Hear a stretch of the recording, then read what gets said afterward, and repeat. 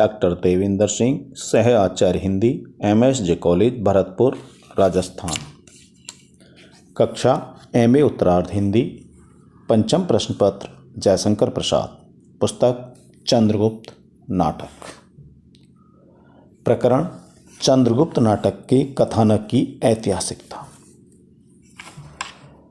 इस नाटक में सन 326 ईस्वी पूर्व से लेकर सन 306 ईस्वी पूर्व तक की अर्थात 20 वर्ष के भीतर भारतीय राजनीति में घटने वाली प्रमुख घटनाओं का वर्णन किया गया है।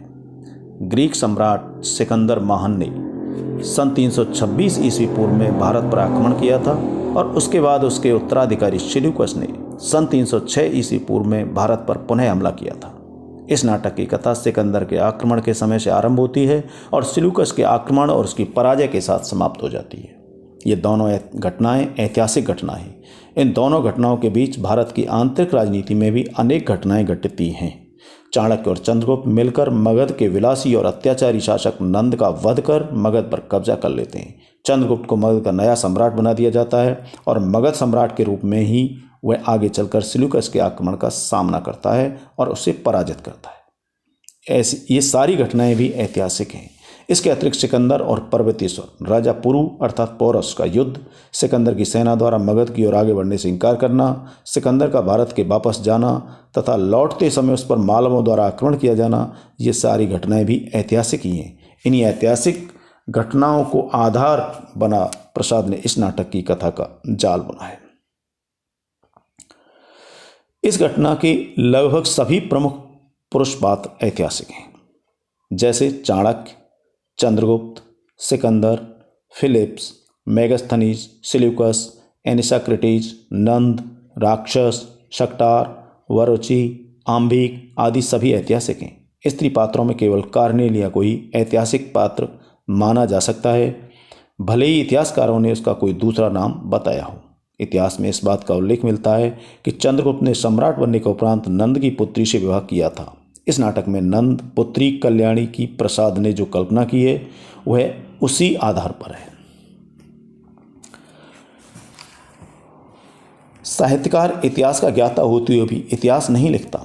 वह इतिहास का आधार ग्रहण कर उसमें अपनी कल्पना के रंग मिलाकर इतिहास को साहित्य का मनोरम रूप प्रदान कर देता है। प्रसाद ने अपने इस नाटक में इतिहास की आवास भूमि पर कल्पना की सहायता से साहित्य का ऐसा ही मनोरम और भव्य प्रसाद खड़ा किया है। प्रसाद की इस कल्पना ने पात्र और घटना दोनों ही क्षेत्रों में अपना चमत्कार दिखाया है।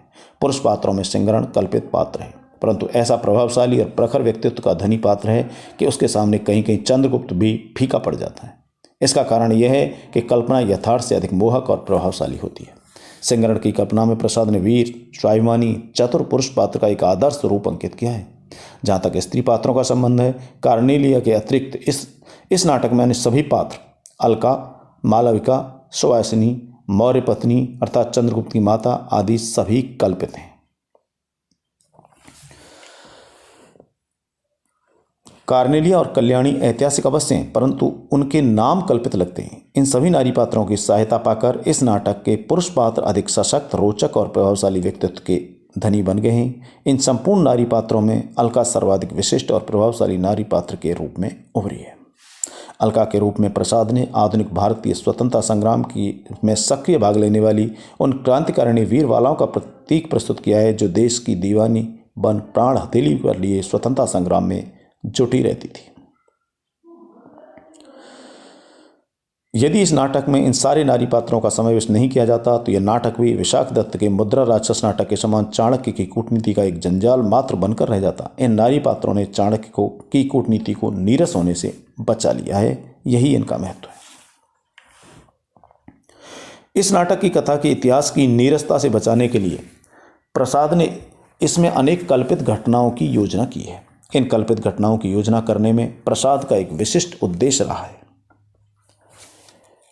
और वह विशिष्ट उद्देश्य है इतिहास की नई व्याख्या करना। जैसा कि हम पीछे बताए हैं, इस नाटक की कथा में 3 घटनाएं प्रमुख रही। सिकंदर का भारत पर आक्रमण करना और फिर पंचनद प्रदेश से आगे न बढ़ फारस की ओर पीछे लौट जाना। चाणक्य चंद्रगुप्त द्वारा मगध के नंद वंश का विनाश कर चंद्रगुप्त को मगध का शासक बना देना। 20 वर्ष बाद सिल्यूकस का भारत पर पुनः आक्रमण करना, उसमें चंद्रगुप्त द्वारा पराजित होना, चंद्रगुप्त से संधि और उसके साथ अपनी पुत्री कार्नेली का विवाह कर भारत से चला जाना।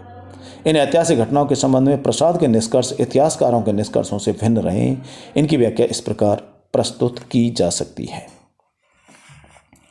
सामान्यतः इतिहासकारों का यह कहना है कि सिकंदर ने भारत पर आक्रमण करते समय तक्षशिला के शासक को धन की रिश्वत देकर अपनी ओर मिला लिया था। फिर उसने पंचना नरेश पौरुष पूर्व अर्थात पर्वतेश्वर पर आक्रमण किया था। इस युद्ध में बड़ी वीरतापूर्वक लड़ते हुए भी पौरस की पराजय हुई थी। सिकंदर ने उसकी वीरता पर मुग्ध हो उसे अपना मित्र बना लिया था। यहाँ तक प्रसाद ने इस कथा को इतिहास के अनुरूप ही प्रस्तुत किया है, परंतु सिकंदर के पंचनस से आगे न बढ़ फारस की ओर पीछे लौट जाने के संबंध में प्रसाद का मत इतिहासकारों के मतों से भिन्न रहा है। इतिहासकारों का यह कहना है क्योंकि सिकंदर ने सैनिकों को अपना घर छोड़े बहुत लंबा समय बीत चुका था और उन्हें अपने घर की याद सताने लगी थी, इसलिए उन्होंने आगे बढ़ने से इनकार कर दिया। सिकंदर उनकी बात मान आगे न बढ़ भारत से लौट गया था। लौटते समय उसने अपनी सेना के 2 भाग कर एक भाग को साथ स्थल मार्ग से और दूसरे भाग को जल मार्ग से वापस भेजा था। जल मार्ग से लौटने वाली सेना के साथ स्वयं सिकंदर था। इस संबंध में प्रसाद की यह मान्यता रही है कि पर्वतेश्वर के साथ हुए युद्ध में सिकंदर की सेना को बहुत भारी क्षति उठानी पड़ी थी। उसके हजारों सैनिक मारे गए। इससे उनके सैनिक आतंकित हो उठे थे। साथ ही जब उन्हें यह सूचना मिली कि आगे गंगा तट पर शक्तिशाली मगध साम्राज्य की विशाल वाहिनी अपनी लाखों सैनिकों के साथ उनकी प्रतीक्षा कर रही है, तो उनके दिल दहल गए। उन्होंने सोचा कि जब सीमांत का एक छोटा सा राजा पौरुष उन्हें इतनी कड़ी टक्कर दे सकता है, तो विशाल मागधी सेना तो उसका समूल नष्ट कर डालेगी। इसी बात से आतंकित होकर उन्होंने आगे बढ़ने से इनकार कर दिया। इस नाटक में प्रसाद ने अपनी इस मान्यता को चाणक्य की कूटनीति के माध्यम से प्रस्तुत किया है। चाणक्य के गुप्तचर यवन सेना में इसी प्रकार का आतंक उत्पन्न कर देते हैं।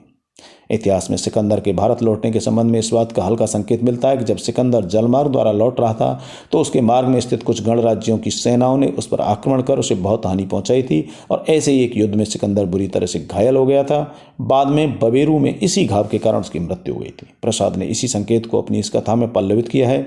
इससे मालव और क्षुद्रक गणराज्यों की सेनाएं चंद्रगुप्त और सिंहरण के सेनापतित्व में सिकंदर की लौटती हुई सेना पर आक्रमण करती हैं। सिकंदर सिंहरण के साथ युद्ध करते समय घायल होता है। इस प्रकार प्रसाद ने हल्की सी कल्पना की सहायता से इसी ऐतिहासिक संकेत को वास्तविक रूप प्रदान कर दिया है।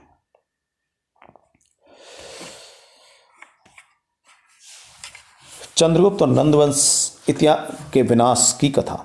इतिहास में चंद्रगुप्त बड़ा विवादास्पद व्यक्तित्व रहा है। कुछ इतिहासकार उसे मुरा नामक एक नापित नारी का पुत्र बता उसे शूद्र घोषित करते हैं। कुछ का कहना है कि वो एक शूद्र नारी के गर्भ से उत्पन्न मगध सम्राट नंद का अवैध पुत्र था। बाद में उसने अपने पिता तथा भाइयों का वध कर राज सिंहासन पर कब्जा कर लिया था। इसके विपरीत कुछ इतिहासकारों का यह कहना है कि चंद्रगुप्त हिमाचल की तराई में स्थित पिप्पली कानन के राजवंश मौर्य कुल का राजकुमार था। वह मौर्य वंश क्षत्रिय वंश तो था, परंतु मौर्य लोग वृषल क्षत्रिय थे। प्रसाद ने अपनी इसी कथा में इस अंतिम मत को मान्यता प्रदान करते हुए चंद्रगुप्त को मौर्यवंशी वृषल क्षत्रिय घोषित किया है। इस कथा में चंद्रगुप्त का पिता मौर्य सेनापति के नाम से नंद की सेना का सेनापति और मगध में रहता है। चाणक्य उसे वृषल मानता हुआ भी अपने ब्राह्मण पद का उपयोग कर क्षत्रिय घोषित कर देता है। साथ ही प्रसाद ने महात्मा दांडायन द्वारा भविष्यवाणी करवा उसे भारत का भावी सम्राट घोषित कर उनके सम्राट बनने पर नियति की मोहर भी लगवा दी है। अर्थात प्रसाद उसे शूद्र मान क्षत्रिय ही मानते हैं। इसके उपरांत समस्या आती है नंद वंश के विनाश की। इतिहास यह कहता है कि राजसभा में नंद द्वारा अपमानित किए जाने पर चाणक्य ने नंद वंश का समूल नाश करने की प्रतिज्ञा की थी।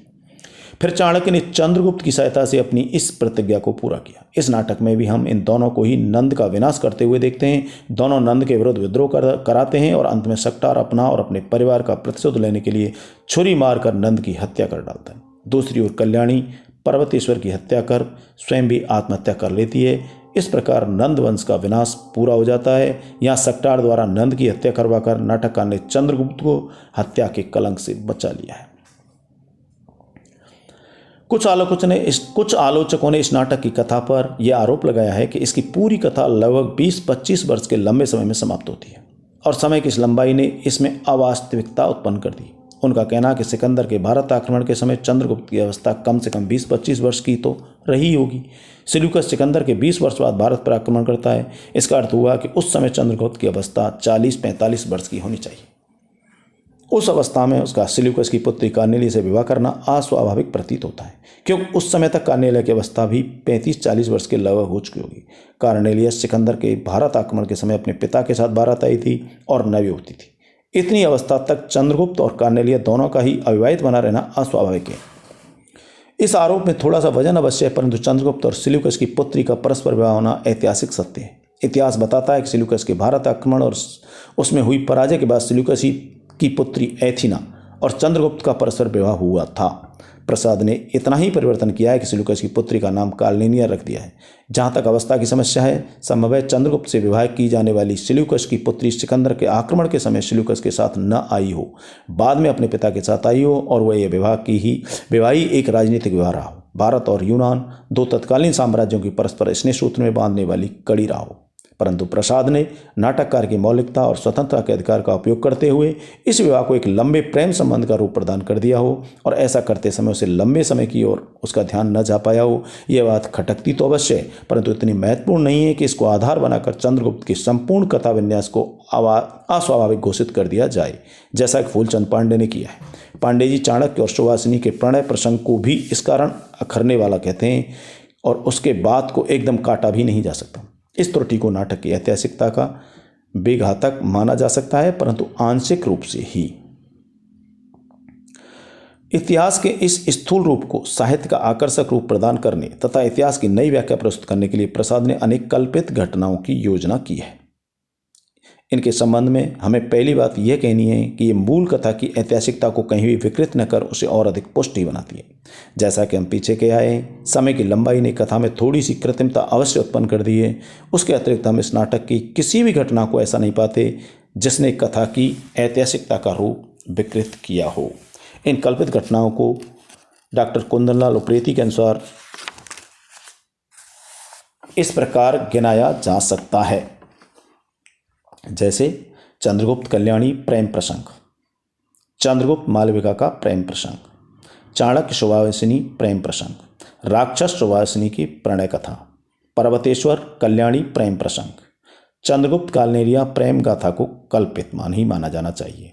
फिलिप्स कार्नेलिया प्रेम प्रसंग, अलका पर्वतेश्वर प्रेम प्रसंग, कल्याणी और द्वारा आत्महत्या किया जाना, मालविका की हत्या, राक्षस द्वारा चंद्रगुप्त की हत्या कराने का षड्यंत्र रचना और बाद में सिल्यूकस से जा मिलना, राक्षस चाणक्य संघर्ष, सक्टार द्वारा नंद का वध करना, राक्षस मुद्रा प्रसंग। कल्पित घटनाओं का उपयुक्त विशेषण यह सिद्ध कर देता है कि प्रसाद ने इस कथा में जिन घटनाओं का समावेश किया है उनकी योजना सौउद्देश्य रही है। यह दूसरी बात है कि इन घटनाओं में से किसको सार्थक और किसको निरर्थक माना जा सकता है, इसका विवेचन आगे कर सकते हैं। कथानक संगठन योजना का विवेचन करते समय इस बात पर और विचार किया जाएगा। उपरोक्त विवेचन के आधार पर यह कहा जा सकता है कि इस नाटक में कथानक की आधारभूमि विशुद्ध रूप में इतिहास पर आधारित है। प्रसाद ने अपनी उर्वर कल्पना द्वारा उस इतिहास पर एक भव्य और आकर्षक कथा भवन खड़ा किया है। समाप्त।